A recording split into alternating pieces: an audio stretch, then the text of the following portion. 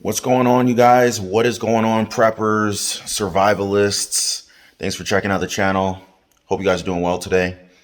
If you're new to the channel, please consider subscribing to the channel. This is a new YouTube channel for me. I would love to grow the community, to share insight, to share things that I've learned over the years, to share my mistakes. Hopefully you don't make the same mistakes that I've made over the years.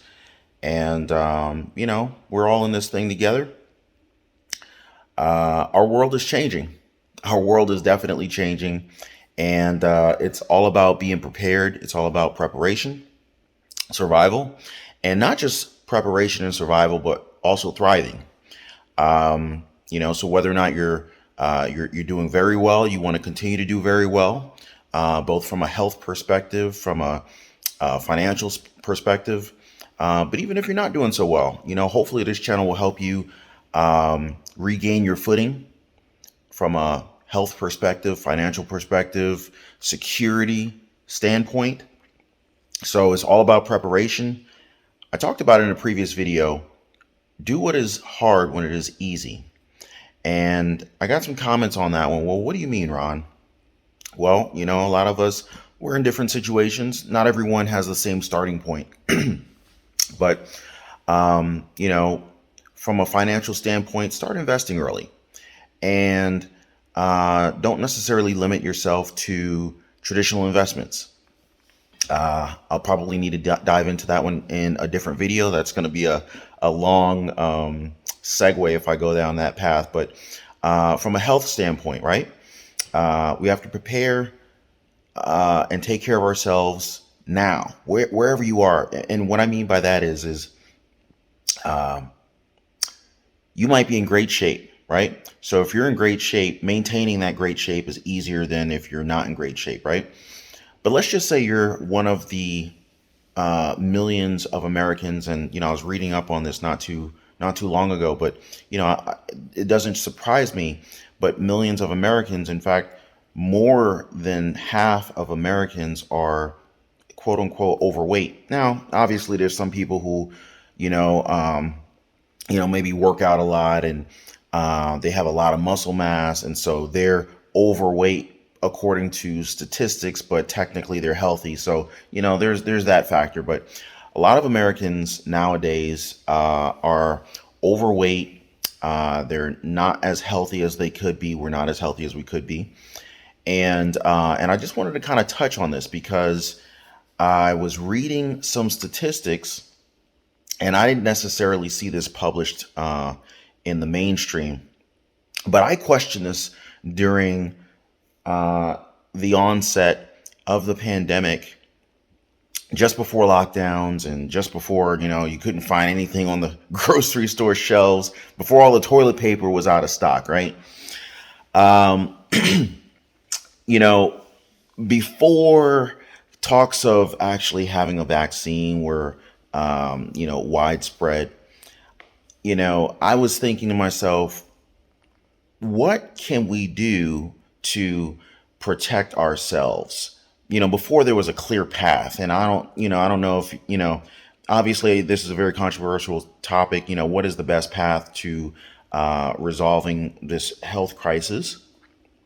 And, but one of the things I never really saw was, what are the preventative measures that can be taken, right? And what I mean by preventative measures, I mean, what could an individual do before a vaccine was available, right? What could an individual do to put themselves in a situation where they could max out their health, so that you could minimize the effects of the symptoms should you have contracted the virus? And what I realized with, at least within our country, compared to other countries, compared to, say, Eastern civilization, it seems like we are more reactive than proactive.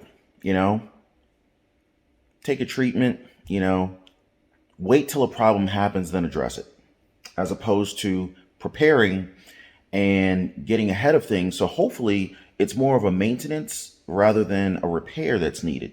If you think about cars, maintenance is generally cheaper than repairs. If you maintain your car, ideally you don't break down and you're not in need of repair.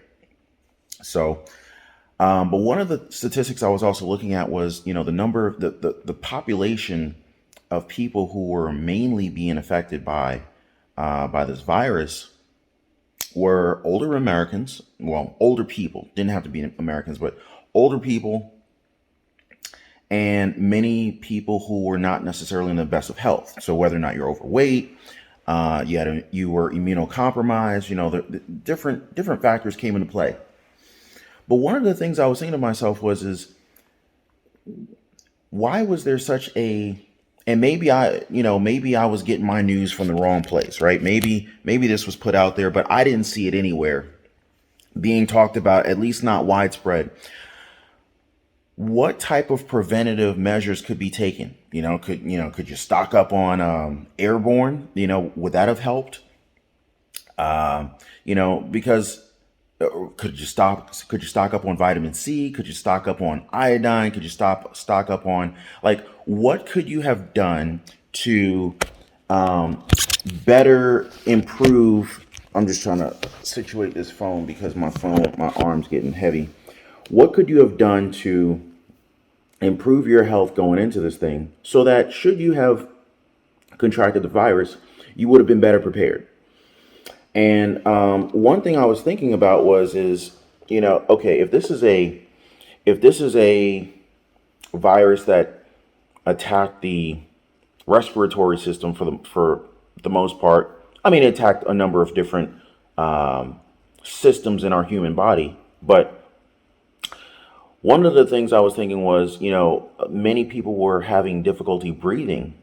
And I'm no doctor. I'm just looking at this just as a regular guy. I'm just a regular guy just looking at this thing and trying to figure this thing out like everyone else.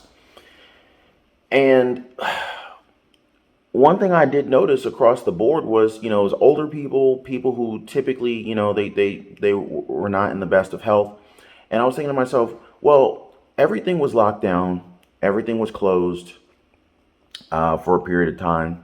Everyone was stocking up on foods, but no one was talking about doing any kind of exercise. I'm just thinking, obviously there were some healthy people who had severe symptoms, but by and large, the majority of people who had very aggressive symptoms were older people and people who were out of shape. Many people contracted it and did not have any symptoms, or their symptoms were very mild. So with that being the case, I just started thinking to myself, how come the conversation about preventative health hadn't come up? And why wasn't it, added to the list of preparation, beyond mask wearing and, those types of preventative preparation steps? How come, exercise wasn't a part of this? How come ensuring that your body is at the optimal point of nutrition from a vitamin and mineral perspective? Are you taking in enough water? One of the things that I was reading was many people who were going on this ventilator were not coming off of it. And so I was hearing a lot of people saying, hey, no matter what happens, if you go into the hospital for, these reasons, don't let them put you on the ventilator. Okay. And I've got a lot of friends in the medical industry who were telling me these things. And I took their word for it. Why wouldn't I? They're friends of mine and they're in the medical industry. Why would they intentionally lead me astray? So I just started thinking, well, if you improved your lung capacity through, if everything was locked down, why don't we do more exercise, right? So if you're just walking around, just walk around, go for a light jog, right? If you improve your lung capacity through cardiovascular exercises, wouldn't that leave you in a better position to combat this thing and maybe have fewer severe cases. I'm just, just looking at this objectively. I'm like I said, I'm not a doctor or anything like that. I am into health and fitness. So, just taking my experiences over the years combined with what I've been reading, friends in the industry, in the medical industry, it's like, okay, there are some things that we could likely have done to lessen the impact. That's all I'm saying. It's all about preparation. And worst case scenario, you're in better shape. Worst case scenario, you contract it and you make it through, right? Maybe you don't even have to be hospitalized. Best case scenario, you never contract it and you're just in a healthier state, right? So I'm just looking when I'm preparing going forward. I'm about longevity, and I want to make sure that my family, my friends, my community, and I hope you guys are getting value out of this video. Hit the like button if I'm making any kind of sense to you guys. Share this information. We live in a very luxurious society as Americans compared to other countries. And a lot of times, I feel like because of the conveniences that we have here, a lot of times, we're just less fit than other countries. But at the same time, we should really be the fittest of all nations. It's kind of like, we have access, many of us have access to a lot of resources that can keep us healthy. And if we just combine that with a little bit more exercise, I was just thinking from a survival standpoint, from a preparation standpoint, health, exercise, that needs to be included into it. So, when they close the gyms, I get it. A lot of people were congregating at the gyms, but that was a great source of exercise. And one of my friends in the medical field, and I hope I don't mess this up. One of my friends in the medical field said to me, a gym membership is a lot less expensive than going into the hospital and having a huge medical bill. And that's not exactly what he said, but ultimately it was like this. He would rather come into the gym every single day. And you don't have to go to the gym every single day, but I'm just saying, my friend in the medical field, he's said that he would rather go to the gym every single day than spend one day in the hospital. And it was kind of funny, but it was like, for, $20 a month, $30 a month, $40 a month, whatever your membership costs you. I mean, heck, you could probably go to Planet Fitness for $10 a month or less. And you don't have to go to a gym. You could just walk in your neighborhood, go for a run, go for a jog.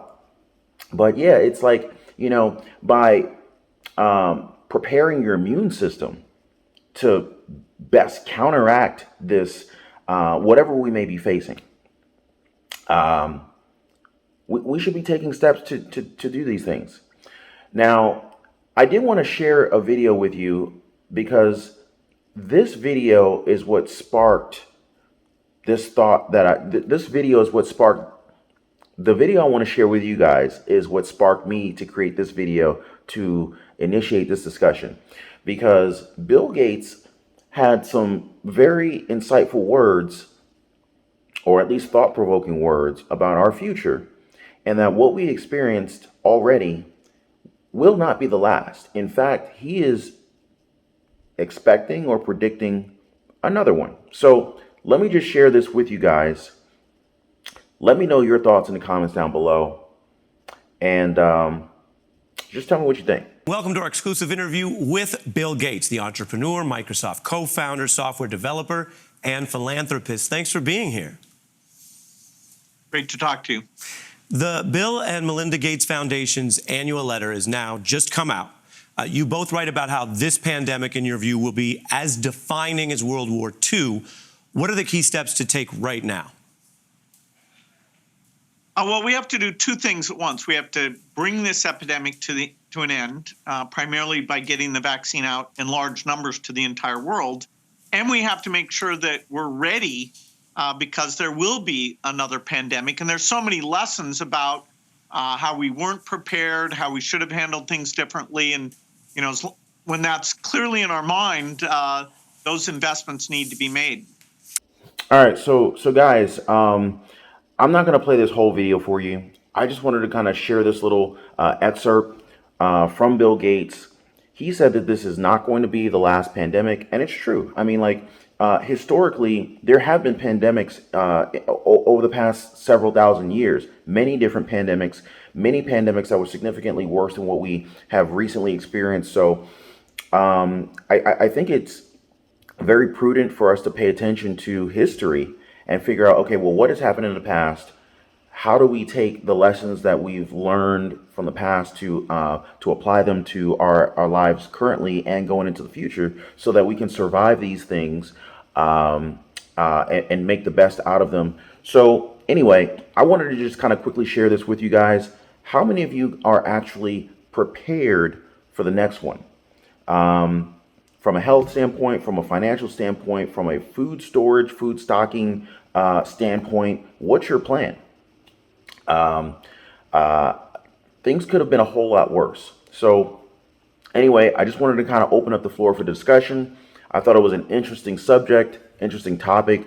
Me and some friends had some conversations the other day about this. So I just wanted to talk to my community, about my growing community, about this, and see how many of you guys are actually prepared for the next one. So let me know what you guys think about my thoughts on how to boost our immune system, how to boost our own health, so that, should any of us contract it or contract anything going forward into the future, we can be in the best physical condition possible, so that our symptoms hopefully are minimized and our recoveries can be successful. So let me know what you guys are thinking. Hit me up in the comments down below. I'd appreciate a like on this video. Also subscribe if you haven't already, and I will see you guys on the next one.